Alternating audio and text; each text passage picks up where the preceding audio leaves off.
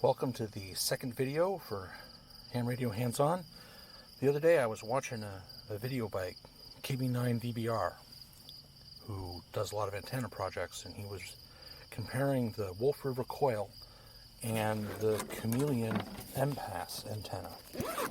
Now I have a Wolf River coil, small one, the smaller one, and I love it. It's a great antenna. But at the end of the video, he made an observation, which I had kind of thought, but hearing somebody else say it made it more real, that the best antenna would be a Wolf River coil with the Chameleon mill whip on it.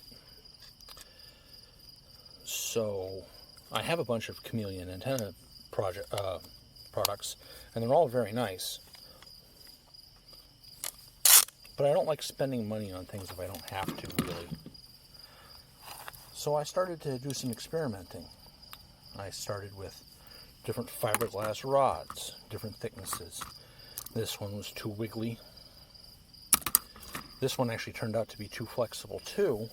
What I was trying to do was put a piece of wire through the center where normally the shock cord would be, for a tent stake. And for some reason I've kept all my tent poles from tents that have broken over the years, and kept the poles. Sometimes it comes in handy. You get a broken pole and you can make something work with the old pieces. Then I came across this in my pile of poles, and it's very thick, very stout, and easily holds up to it. And one of the bonuses is this is a 3/8 by 24 pitch threaded rod, and it slides in there very easily. Now there's actually a little gap, which we don't want, because we want this to actually fit very snugly so that there's no slop in the pole. I got this threaded rod off of Amazon. It came as a 4-foot long piece, and I just used my rotary tool to cut it off. So what we're going to do is we're going to take this, and you can see how much play it has in it. We're going to put a piece of 12 gauge wire down the center of it as our conductor, and I'm going to use some epoxy to keep this threaded rod centered and see how sturdy we can make it. Well, and then you and I can find out together if it works or not. So after doing just a couple minutes of experimentation, I found that these zip ties here will make really good spacers to keep that threaded rod centered. And so if I put some all the way around, that should work pretty well. So now I've fed a bunch of 12 gauge wire through this rod. I got 14 feet of it or so spooled up on the other end, and I stripped a whole bunch of it off because I want to make sure we have plenty to work with. So we're going to pull this back in. I want to have plenty sticking out so that I can go around the threaded rod and use a nut to attach it really good, so we have a strong mechanical connection for the antenna. And if you do this yourself and you've cut a piece of threaded rod, make sure you put the part that you're cutting, that you've cut, into the tent pole, because you want to leave the nicely finished edge available to screw into the fitting of your antenna. Otherwise it'll be difficult to thread in, and you might actually cross thread it and do some damage. So now I'm just going to snip the skinny ends off of some of these zip ties. Let me use some better cutters. These will work much happier. Give them a little diagonal so it'll be easier to push in. I only need 3 or 4 of these. but I'm intrinsically very clumsy, so I'm going to do 5, because if I drop one into the grass, I don't want to have to fish it out in the time that the glue or the epoxy will take to set. Use a piece of aluminum foil to mix our epoxy. So what we're going to do is mix up the epoxy, cover about that much of the threaded rod, push it in, and then push in some of these zip ties to help reinforce it. So now we measure out some epoxy. Hope we got it pretty equal.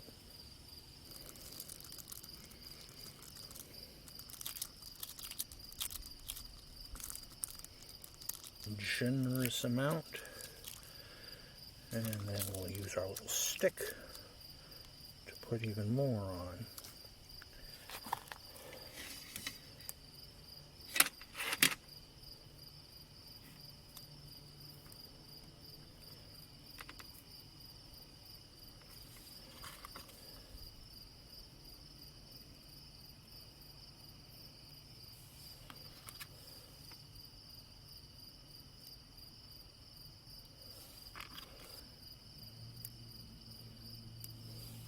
So all I'm trying to do is fill in the gaps. So that looks like that's about that.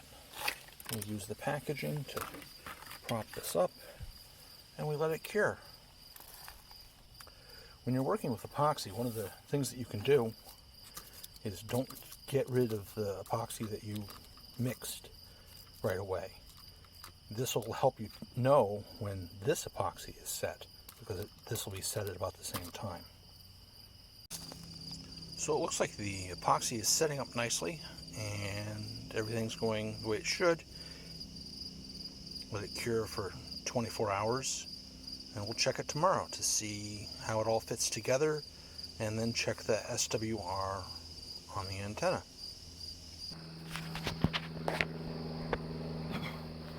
So once the glue's set, I took the wire, wrapped it around, used a couple of nuts to hold it firmly in place, and attached it to the Wolf River coil. Using 3 tent stakes to hold the legs down. As you can see, it does lean a little bit, but really not too badly. The interesting thing is the coil is at about the 2/3 way, I guess. And we'll go check the SWR on 40 meters. So here's my antenna analyzer giving us the SWR for 7 megahertz. And it looks pretty nice. And after a little adjusting of the coil, this is the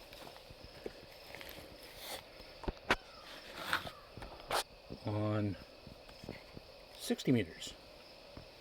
It's below 1.2 for all 5 channels. There we go, that's a little easier to see. And this is on the Wolf River Mini, which doesn't even tune to 60 meters normally. But if we put enough whip on it, it will. Now, I also have, hanging off of the whip, you really can't see, let's get the sky behind it. There we go. About 3 feet of wire just hanging. Adding another segment to the pole would have made it even more tippy. But that extra wire there will still radiate. And on the coil, if you can see, we still have more notches to go. So I'm going to lower it all the way.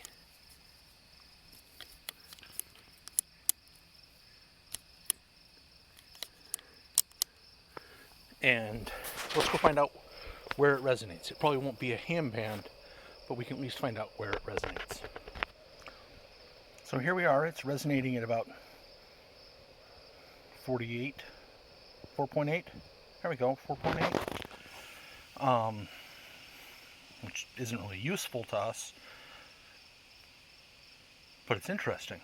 Which means if we had a little bit more longer of a whip, that maybe we could get it to tune 80. So one of the things I mentioned was that the threaded rod that I used to cannibalize came as a much longer threaded rod. So I'm going to go out there and I'm going to shift some things around and put this threaded rod so that that antenna isn't base loaded anymore. Well, not as much anyway.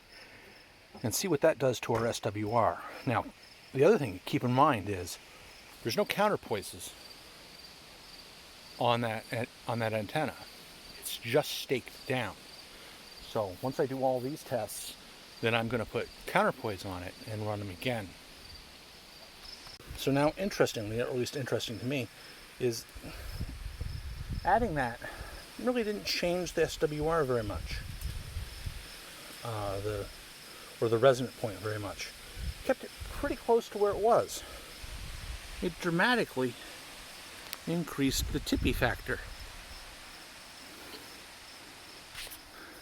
So given that, I'm going to take it out.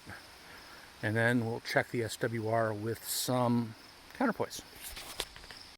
So one thing I would do if I was starting this over again would be to buy 3 more of these rods, because the legs for the Wolf River coil are threaded 3/8 24. And so 3 more of these, I could have really nice long legs for the tripod, which would make it a lot more stable. So putting 2 radials 33 feet dropped our resonant frequency by about 200 kilohertz. That's not bad. So we didn't quite get down to 80 meters, but we did get it to cover 60.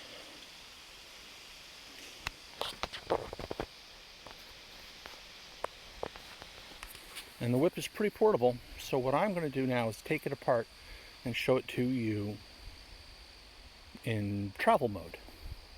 So here we are.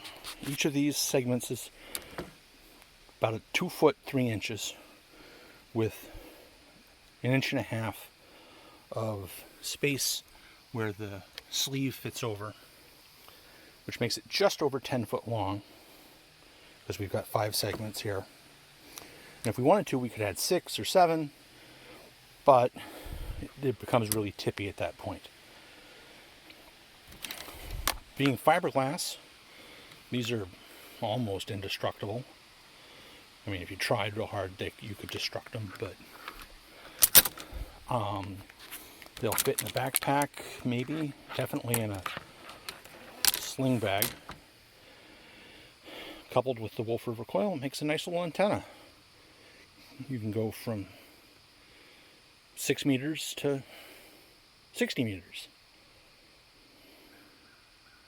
Thank you for joining me.